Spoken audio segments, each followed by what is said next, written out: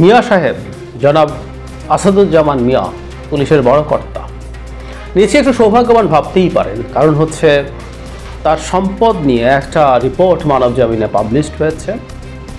খুঁজলে অনেকেরই পাওয়া যাবে, এতে কোনোই সন্দেহ নাই, অনেকেই জানেন, কিন্তু বেরিয়ে আসাটা বড় কথা। মিডিয়াতে প্রকাশ্যে বিষয়গুলো নিয়ে আলোচনা হওয়াটা হলো বড় কথা। আলোচনা না হওয়া পর্যন্ত তাদের আশেপাশে কিন্তু আপনারা ভিড়তে পারবেন না। তাদের তখন মুখে দেখবেন নানা ধরনের নীতি কথা, জ্ঞানের কথা। যখন ধরা পড়ে যায় তখন আর কথা বলেন না। যাই হোক, এই নতুন প্রকাশিত হওয়া পুলিশ ব্যক্তিত্ব কর্মকর্তা, তার নাম হচ্ছে আসাদুজ্জামান মিয়া। এই আসাদুজ্জামান মিয়া সাহেব কিন্তু বেশ বড় একজন কর্মকর্তা ছিলেন। আসসালামু আলাইকুম প্রিয় দর্শক, ফাইনালি চলে আসলাম আপডেট ও গুরুত্বপূর্ণ কিছু নিউজ নিয়ে আপনাদের মাঝে। প্রিয় দর্শক, অবশ্যই ভিডিওটি শেষ অবধি দেখবেন। দর্শক, আপনাদের কাছে ছোট্ট একটি অনুরোধ, দেশ এবং দেশের বাইরে হলে কমেন্ট বক্সে লিখে জানিয়ে দেবেন, আর চ্যানেলে নতুন হলে সাবস্ক্রাইব করে পাশে থাকা বেল বাটনটি অবশ্যই অল করে দেবেন, কারণ পরবর্তী আপডেট নিউজ সবার আগে পাওয়ার জন্য। প্রিয় দর্শক, আর অবশ্যই একটি লাইক। মিয়া সাহেব জনাব আসাদুজ্জামান মিয়া পুলিশের বড় কর্তা নিশ্চয়ই একটু সৌভাগ্যবান ভাবতেই পারেন, কারণ হচ্ছে তার সম্পদ নিয়ে একটা রিপোর্ট মানবজমিনে পাবলিশড হয়েছে। আমরা দেখেছি অনেকে, কিন্তু যেটা হয়, একটা ঈদের আমেজ শুরু হয়ে গেছে, মানুষ গরু কিনতে ব্যস্ত আছে, অনেকে বাড়ি যাচ্ছেন, এবং তার চাইতে জরুরি কথা, একটা গুরুত্বপূর্ণ ঘটনা এই সময়টায় ঘটছিল। সেটা হলো আমাদের সেন্ট মার্টিনসের সাথে আমাদের মূল ভূখণ্ডের যোগাযোগ মিয়ানমারের গুলিবর্ষণের কারণে বন্ধ ছিল অনেকগুলো দিন। সো ওই ইস্যুগুলো আলোচনা করতে করতে জনাব মিয়ার সম্পদ নিয়ে, মিয়া সাহেবের যত সম্পদ, এরকম একটা হেডলাইন সম্ভবত মানবজমিন দিয়েছে। তো মিয়া সাহেবের সম্পদ নিয়ে আমরা কথা বলি নেই। অবশ্য ওই ঘটনাগুলো না থাকলেও মিয়া সাহেবের সম্পদ নিয়ে হয়তো এত আলাপ হতো না, কারণ হচ্ছে তার যিনি বস ছিলেন সেটা হচ্ছে জনাব বেনজির, তার সম্পদ নিয়ে যেই লেভেলের কথাবার্তা আমাদের সামনে এসছে, তারপর আমাদের আসলে মিয়া সাহেবদের তো তার সাম পার্সেন্টেজ থাকবেই অন্তত দেশে। আমরা বারবার বলছি যে সম্পদ আমরা দেশে দেখছি, it's a percentage, it's tip of the iceberg. মূল আইসবার্গটা অনেক বড় এবং সেটা বিদেশে আছে। তো এটা আমরা জানি। তারপরও আমার মনে হয় একটা কথা বলে রাখা দরকার, মানে বাংলাদেশে পুলিশ বাহিনীতে আমি বহুবার একটা কথা বলেছি, অনেকেই দুর্নীতি। বাংলাদেশের এই যে রাষ্ট্র কাঠামোটা পুরো দুর্নীতির উপরে প্রতিষ্ঠিত, এবং এই রকম একটা সরকার, একটা মাফিয়া স্বৈরাচারী সরকার, সে আসলে দুর্নীতিকে প্রশ্রয় না দিয়ে, দুর্নীতি করার ব্ল্যাঙ্ক চেক না দিয়ে ক্ষমতায় থাকতে পারবে না। আই রিপিট, আমি অনেকবার বলছি, ইটস দ্য ট্রেড অফ। তুমি আমার ডার্টি ওয়ার্কগুলো করো, বিরোধীদেরকে ঠ্যাঙাও, মারো, খুন করো, গুম করো, মামলা দাও, পেটাও, টর্চার করো, ওদের জনসমাবেশ ভেঙে দাও, শেষ করে দাও, তারপর তুমি যা ইচ্ছা তাই করো, টাকা কামাও, আর জাস্ট আমার ক্ষমতার প্রতি কোনো রকম চ্যালেঞ্জ তৈরি হয় এরকম কিছু করো না। This is the red line, এই ট্রেড অফ। সো এটা থাকবে, আমরা বুঝতে পারি। কিন্তু ওই যে বললাম, পুলিশের এই যে টাকা কামানো, এর সাথে মানুষের ভয়ঙ্কর সব দীর্ঘশ্বাস, মানুষের উপরে অন্যায়, অবিচার, টর্চার ভীষণভাবে জড়িত। অন্যান্য সেক্টরে প্রচুর কারাপশন আছে। প্রশাসন কি কারাপশন করে না? নিশ্চয়ই করে, বিভিন্ন পথে করে। আমাদের সরকারি যত প্রতিষ্ঠান আছে, এনপিআর, কাস্টমস, এই সেই, যেখানে যাই সব জায়গায় দুর্নীতি রাখা। ভূমি অফিস, কিছুদিন আগে অনুমান করতে পারি একজন ক্যাডার অফিসার তার চাকরি ছেড়ে ভূমি অফিসের সাব রেজিস্ট্রার হয়েছেন। কেন হতে চান আমরা এইটুকু বুঝি। প্রমোশনকে যুক্তি হিসাবে দেখানো হয়, আসল যুক্তিটাকে আমরা খুব ভালো মতো বুঝতে পারি। যাই হোক, কিন্তু পুলিশের কারাপশন ভয়ঙ্কর ব্যাপার, কারণ ওর সাথে মানুষের জীবনে নাভিশ্বাস ওঠার প্রশ্ন আছে। জনাব আসাদুজ্জামান মিয়ার কি আছে, আমি আগেও একদিন দেখেছি, জনাব আজিজের সম্পদ নিয়ে মানবজমিন একটা ডিটেল রিপোর্ট করেছিল। পড়তে পড়তে আমরা ক্লান্ত হয়ে যাই, এত একটার পর একটা আসতে থাকে। এখানে যা যা আছে কয়েকটা একটু পড়ি। পূর্বাচল নিউ টাউনের 1 নম্বর রোডের 406 বি রোড, এখানে 10 কাঠা জমি আছে আসাদুজ্জামানের নামে। পূর্বাচলের সেক্টর 4 রোড 108-এর 53 নম্বর প্লটটি আসাদুজ্জামানের স্ত্রীর নামে ছিল। 5 কাঠার প্লটটি বিক্রি করে দেওয়া হয়েছে। আফতাবনগর 3 নম্বর সেক্টরের এইচ ব্লকের 8 নম্বর রোড দিয়ে প্রবেশ করে স্থানীয় মসজিদের সামনে বাউন্ডারি দেয়া 36 নম্বর প্লটে 21 কাঠা জমি রয়েছে, এটাও আসাদুজ্জামান মিয়ার। এটা 8 নম্বর রোডের সবচেয়ে বড় প্লট, সর্বোচ্চ 5 কাঠা বা সামান্য বেশি থাকে, কিন্তু ওনার 21 কাঠা আছে এখানে। বসুন্ধরা আবাসিক এলাকার এল ব্লকের লেন 1-এ 166 এবং 167 নম্বরে 10 কাঠার উপরে 6 তলা বিশিষ্ট আলিশান বাড়ি আসাদুজ্জামানের স্ত্রীর নামে। স্কুলের কেয়ারটেকার জানান যে এটা ভাড়া দেয়া হয়, যা স্কুল হিসাবে ব্যবহার করা হচ্ছে। বাজার মূল্য প্রায় 50 কোটি টাকা। নিকুঞ্জ 1-এর 8 রোডের 6 নম্বর বাড়িটি আসাদুজ্জামানের ছোট ছেলে আসিফ মাহাদিনের নামে। এটার মূল্য 10 কোটি টাকার মতো। সিদ্ধেশ্বরী রূপায়ণ স্বপ্ন নিলয় 55-1 বহুতল ভবনে খোঁজ নিয়ে জানা যায় 3 নম্বর ভবনে 3800 থেকে 4000 স্কোয়ার ফিটের একটি ফ্ল্যাট রয়েছে আসাদুজ্জামানের মেয়ে আয়েশা সিদ্দিকার নামে। বাড়ির এক নিরাপত্তা প্রয়োজন, আয়েশা সিদ্দিকা এই বাসায় নেই, ফ্ল্যাটটি তার নামে রয়েছে। ইস্কাটন গার্ডেন 13-এ প্রিয়নীর আসাদুজ্জামানের স্ত্রীর নামে একটি ফ্ল্যাট রয়েছে। ধানমন্ডির 12-এ সড়কের 69 নম্বর বাড়ির B25 ভবনে যোগাযোগ করে জানায় 1 কাঠা জমি সহ আসাদুজ্জামান মিয়ার পরিবারের সদস্যদের নামে একটি ফ্ল্যাট রয়েছে। বুঝতে পারছি অন্তত 2টি কোম্পানির খোঁজ পাওয়া গেছে আসাদুজ্জামান ও তার পরিবারের সদস্যদের মালিকানা। আসাদুজ্জামান মিয়ার স্ত্রী আফরোজা জামানের নামে ঢাকা, ফরিদপুর, নারায়ণগঞ্জে, রূপগঞ্জে জমির সন্ধান মিলেছে। নারায়ণগঞ্জের রূপগঞ্জ থেকে মনে উঠলো এখানে বেরোজির সাহেবের একটা বালাখানা আছে, এটা নাকি এখন দর্শনীয় বস্তুতে পরিণত হয়েছে, জনগণ গিয়ে দেখে টেকে। 2018 সালে রাজুক থেকে বিশেষ কোটে বরাদ্দ পান, অথচ রাজুকের নীতিমালা অনুযায়ী স্বামী স্ত্রী উভয়ের প্লট বরাদ্দ পাওয়ার সুযোগ নেই। ঢাকার গাজীপুরের কালীগঞ্জ উপজেলার চাঁদখোলা মৌজায় আফরোজা জামানের নামে 41% জমি রয়েছে, যা কেনা হয়েছে 17 সালে। একই মৌজায় একই বছরের 16 নভেম্বর তার নামে কেনা হয় আরও 26% জমি। একই মৌজা তার নামে 2019 সালে 5 ফেব্রুয়ারি কেনা হয় আরও 39% জমি। আসাদুজ্জামানের স্ত্রীর নামে 2020 সালে জোয়ার সাহারা মৌজায় 5 কাঠা জমি কেনা হয়। একই বছরে একই মৌজায় কেনা হয় 10 কাঠা জমি।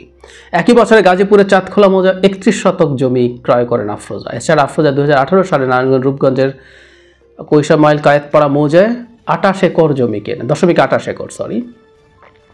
একই বছর একই মৌজায় আরও 32 শতক জমি কেনেন তিনি। ওই বছরই ওই যে কৈশ মাইল কায়েতপাড়া মৌজায় 0.60 একর জমি তার নামে কেনা হয়, পরে তা বিক্রি করে দেওয়া। এছাড়া 2019 সালে ওই একই জায়গায় 0.57 একর জমির পাওয়ার অফ অ্যাটর্নি পান আসাদুজ্জামানের স্ত্রী। এরকম 2 কোম্পানির অংশীদার হয়েছেন আফরোজা, আসাদুজ্জামানের স্ত্রী আফরোজা। তার মধ্যে একটি মৌমিতা ট্রান্সপোর্ট লিমিটেডের চেয়ারম্যান তিনি। এই কোম্পানিতে তার 4000 শেয়ার রয়েছে। আসাদুজ্জামান ডিএমপি কমিশনার থাকাকালীন রাজধানী রুট পারমিট কমিটির প্রধান ছিলেন। সেই সময় মৌমিতা পরিবহনকে রুট পারমিট দিয়েছিল এবং এই যে মৌমিতা ট্রান্সপোর্টের যে ভাইস চেয়ারম্যান হারিসুর রহমান তার স্ত্রীর সৎ ভাই। এছাড়াও রয়েছে শিপইয়ার্ড কনসোর্টিয়াম নামে একটি কোম্পানির চেয়ারম্যান আফরোজা জামান, তার মানে জনাব মিয়া স্ত্রী। তার শ্যালকের নামে শ্রীপুরে 1.5 একর জমি রয়েছে। ভাগ্নে কালামের নামে গাজীপুরে জমি আছে 1.5 একর। এদের বলা হচ্ছে গ্রামে থাকা মিলনে আজ কোনো আয় নেই। ভাগ্নে কলমও গ্রামের বাসিন্দা, তিনি বনে গেছেন কয়েক কোটি টাকা দামের মালিক। আমরা একটা জিনিস বুঝতে পারি, আসলে বিভিন্ন রকমের নাম লেখা হয়, অনেক অনেক সম্পত্তি, অনেক অনেক সম্পদ। অবশ্য কেউ বলবেন খুব বেশি তো না, এটা হতেই পারে তাদের। একটা কথা একটু বলে রাখা ভালো, মানে আমাদের সামনে যখন এই জিনিসগুলো ডকুমেন্ট সহ আসছে, এই ডকুমেন্টগুলোর একটা ভ্যালু আছে, খুব গুরুত্বপূর্ণ ভ্যালু। আমরা খেয়াল করছি গত বেশ কিছুদিন থেকে আমেরিকা বাংলাদেশের দুর্নীতি নিয়ে আলাপ করছে। দুর্নীতি নিয়ে শুধু আলাপ করা না, আমেরিকা একেবারে স্পেসিফিক স্টেপ নিয়েছে জনাব আজিজের বিরুদ্ধে দুর্নীতির জন্য স্যাংশন। অনেকবার বলেছি, but I want to repeat, কারণ আমার সব ভিডিও হয়তো সবাই দেখেননি, এখন যারা দেখছে তাদের জেনে রাখা দরকার।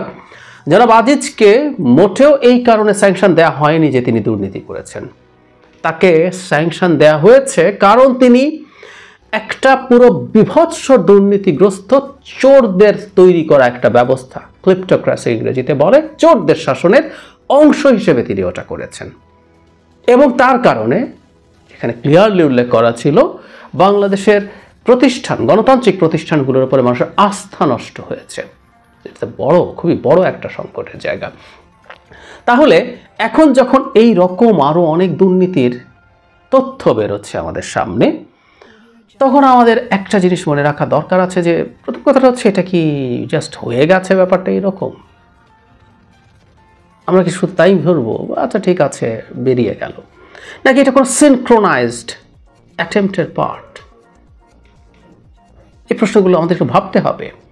ধরুন জনাব আসাদুজ্জামান মিয়া সাহেবের যে সম্পত্তির সন্ধান পাওয়া গেল, এবার যে যাই বলুক না কেন, আমরা জানি উনি নানান রকম কথা বলবেন এগুলো সব বৈধ উপার্জন দিয়ে কেনা ইত্যাদি ইত্যাদি। অনেকগুলো স্বীকার করবেন, অনেকগুলো স্বীকার করবেন না, যা করেন জনাব বেনজির করেছিল আমাদের মনে আছে তো। ওই ভাবসাব নিয়ে বসে গায়ের জোরে বলার চেষ্টা করেছিলেন, যদিও তার body language, facial expression shattered মনে হয়েছে সেই বিরাট দাম্ভিক লোকটাকে। কিন্তু উনিও হয়তো তাই করবেন, অনেকগুলো স্বীকার করবেন না, কিছু কিছু বলবেন না, এটা ঠিকঠাক মতো এভাবে পাওয়া গেছে, বৈধভাবে করা হয়েছে, এসব বলার সব টেন্ডেন্সি থাকবে। কিন্তু জরুরি কথাটা ছিল তো ইনভেস্টিগেট করতে হবে, এবং ইনভেস্টিগেট করা হচ্ছে কিনা তার দিকে আমি ধারণা করি আমেরিকার দৃষ্টি থাকবে। জনাব ডোনাল্ড লু ভয়েস অফ আমেরিকা বাংলার সাথে একটা সাক্ষাৎকার দিয়েছিলেন, সেখানে উনি আজিজ সম্পর্কে বলেছিলেন যে তার এই স্যাংশনের পরে আমেরিকা বলছেন যে আমেরিকা খেয়াল করছে যে বাংলাদেশ সরকার এই ব্যাপারে তাদের পূর্ণাঙ্গ তদন্ত করবে ইত্যাদি ইত্যাদি বলেছে। তারা দেখতে চান সরকার এই ব্যাপারে কতটুকু কি করছে, কতটুকু আন্তরিক সরকার। ঠিক এই জিনিসটাই আসলে এই জনাব আসাদুজ্জামান মিয়ার ক্ষেত্রেও করতে হবে সরকারকে। At least America will follow that, এবং সেটা যদি না হয় এইসব মানুষজনের বিরুদ্ধেও আরও স্যাংশন আসার সম্ভাবনা আছে। আমি বলছি না এটা আসবেই, বাট দ্যাটস এ প্রবাবিলিটি, সম্ভাবনা থাকেই। কিন্তু ওই যে বললাম যে এই ব্যাপারটা কি আসলে যে শুট করে তথ্য পাওয়া গেল দিয়ে দেওয়া হলো, নাকি আসলে এটা কোনো একটা সিনক্রোনাইজ প্ল্যান্ড চেষ্টার অংশ যে এই তথ্যগুলো বেরোবে, তারপর এরকম করে কোনো পদক্ষেপ সরকার নিচ্ছে কি নিচ্ছে না সেগুলো দেখা হবে। কারণ বাংলাদেশের প্রেক্ষাপটে এই পরিমাণ তথ্য পাওয়া একটা পত্রিকার জন্য ইনভেস্টিগেট করে সোজা কাজ না। যেই পাক, যেভাবেই পাক, যে সোর্স থেকেই পাওয়া যাক পত্রিকায়, সেটার পেছনেও বাংলাদেশেরই কেউ না কেউ, আমি এই কথাটা খুব স্পষ্টভাবে বলতে চাই, বাংলাদেশেরই কেউ না কেউ হেল্প করছে। এক সময় তো আপনি তদন্ত করতে যাচ্ছেন, আপনি একটা ইনভেস্টিগেটিভ জার্নালিজমও যদি হয়ে থাকে, আগে মানুষ সাথে কথা বলতো না, এখনও কি মানুষ সাথে কথা বলছে, নাকি আর কেউ তথ্য দেওয়ার চেষ্টা করছে? এই তথ্য পেয়ে এই রিপোর্টগুলো তৈরি হচ্ছে। এই প্রশ্নগুলো আসলে খুব সিরিয়াসলি আসবে। যদি সেটা হয়ে থাকে, যে তথ্যগুলো তুলে দেওয়া হচ্ছে, তাহলে কিন্তু এই প্রশ্ন মাথায় আমরা রাখবই, সেটা হচ্ছে কোনো একটা সিনক্রোনাইজড প্ল্যান আছে। জনাব এস আলমের বিরুদ্ধে টাকা পাচারের যে রিপোর্ট এসেছিল ডেইলি স্টারে, ইট ওয়াজ সো ডিটেইলড, এবং আমরা এখন পর্যন্ত দেখব যে খুব বেশি পদক্ষেপ নেওয়া হয় নাই। আমেরিকার এই যে 7031C যে ধারায় আপনার দুর্নীতির বিরুদ্ধে স্টেপ নেওয়া হলো, সেই স্টেপ যে কারো বিরুদ্ধে, যে কোনো দুর্নীতির বিরুদ্ধে নেওয়া যায়। সো এরকম একটা ব্যবসায়ী, তার বিরুদ্ধে সরকার কোনো তদন্ত করছে না, সেটাও দেখা হতে পারে। পলিটিশিয়ান যেন সাইফুজ্জামান চৌধুরী, তার মানি লন্ডারিংয়ের ডিটেইলড রিপোর্ট, একেবারে কোথায় কোথায় কি আছে না আছে সেটা আছে, তদন্ত নেই। সো রাজনীতিবিদের বিরুদ্ধে হতে পারে, প্রবাবিলিটি আছে। আর ম্যাগনিটস্কি অ্যাক্ট তো আছে, যেখানে দুর্নীতি, মানবাধিকার দুটো নিয়েই কথা বলার কথা আছে। সুতরাং যারা মিয়ার এই ঘটনাটাকে আমি ব্যক্তিগতভাবে খুব বিচ্ছিন্ন ঘটনা হিসাবে দেখতে চাই না, এটাকে আমি একটা কন্টিনিউয়েশন হিসাবে দেখতে চাই। সেটা যদি সত্য হয়ে থাকে, আমরা ধারণা করি এই ধরনের আরও ঘটনা আমাদের সামনে আসবে, এবং সেটার উপরে ভিত্তি করে বিভিন্ন দিকে নানান কিছু ঘটার সম্ভাবনা আছে। কিন্তু সবচেয়ে জরুরি কথা হচ্ছে এটা, রিটায়ার করলে আমরা জানি না যে কোনো একদিন হয়তো এটাও হবে যে সার্ভিং পুলিশ অফিসারদের বিরুদ্ধে ওই ধরনের রিপোর্ট এসে হাজির হয় কিনা জানি না, কিন্তু রিটায়ার করলে এগুলো থলের বিড়াল এভাবে বেরোবে, এই ঝুঁকি যদি থাকে, এটা শুধুমাত্র ব্যবস্থা নেওয়া হচ্ছে তা না, এটা সরকারে যারা কাজ করছেন, সরকারকে ক্ষমতায় থাকতে যারা বিরোধীদেরকে যাচ্ছে তাই করে ধ্বংস করে দিয়ে, শেষ করে দিয়ে ক্ষমতায় রাখছেন, তাদের মনোবলে সিরিয়াস চিড় ধরাবে। এবং আবারও বলছি, বহুবার বলেছি, সামনে বছরখানেক পরই ডলারের যে রিজার্ভের যে ক্রাইসিস দেখা যাচ্ছে, অর্থনীতিকে যেভাবে আপনি মন্দার মধ্যে ফেলে দিয়েছেন প্ল্যান করে ডলার বাঁচাতে, এই সব কিছু যখন যোগ হবে, সেই ক্রুশাল সময়টার যদি যাই, তখন যদি সরকারের জন্য ব্লাইন্ডলি লাঠি হাতে ধরা লোকজন না থাকে, সরকারের জন্য পরিস্থিতি যথেষ্ট খারাপ হবার সম্ভাবনা আছে। জনাব আসাদুজ্জামান মিয়ার যে তথ্য আমাদের সামনে এসছে, আমার কাছে মনে হয় এগুলো ভবিষ্যতে যারা অ্যাটলিস্ট এই মুহূর্তে যারা সার্ভিং আছেন, তাদের যে কোনো সমস্যা তৈরি করবেই তাদের মধ্যে।